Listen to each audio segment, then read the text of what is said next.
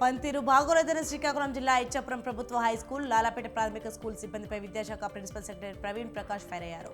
విద్యార్థులకు ఇంగ్లీష్లోనే బోధించాలన్నారు. నిర్లక్ష్య వహిత చర్యలు తప్పవన్నారు.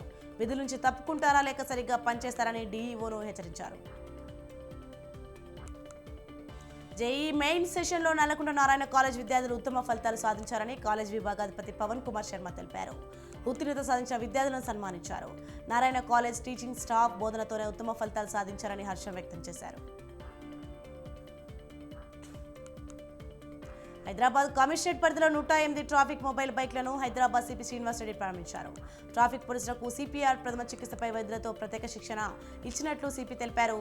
ప్రమాదానికి గురైన వారిని వెంటనే కాపాడేందుకు ఈ 108 బైకులు ఉపయోగపడతాయని చెప్పారు. కాళేశ్వరం ప్రాజెక్టులో జరిగిన అవినీతిపై సిబిఐ విచారణ వేసి నిజానిజాలు దిగ్గు తేల్చాలని పరకాలలో బీజేపీ నేత డాక్టర్ పెసర విజయచంద్రరెడ్డి డిమాండ్ చేశారు. తెలంగాణలో బీజేపీ 10 ఎంపీ సీట్లు గెలవడం ఖాయమన్నారు. దేశంలో బీజేపీ అతిపెద్ద పార్టీ అని వచ్చిపోయే వారితో నష్టమేమీ లేదన్నారు. కలుషిత నీరు సరఫరా వల్లే ప్రజలు రోగాల బారిన పడుతున్నారని దుష్ప్రచారం చేస్తున్నారని గుంటూరు మేయర్ మనోహర్ నాయుడు ఖండించారు. రాష్ట్ర ప్రభుత్వం నగర కార్పొరేషన్పై నిరాధార ఆరోపణలు చేస్తున్నారని అన్నారు. ప్రతిరోజు వాటర్ శాంపిల్ సేకరిస్తున్నామని చెప్పారు. భీమినిలో భయపెట్టాం, దెందురులో దడ పుట్టించాం, రాప్తాల్లో రఫ్ ఆడిస్తామని అనంతపురం జెడ్పీ చైర్పర్సన్ బోయ గిరిజమ్మ అన్నారు.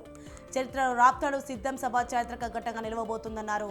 జగన్ మళ్లీ సీఎం అయితేనే సంక్షేమ రాజ్యం కొనసాగుతుందని అన్ని వర్గాల్లో ఉందని ఎమ్మెల్యే తోపుదుర్తి అన్నారు.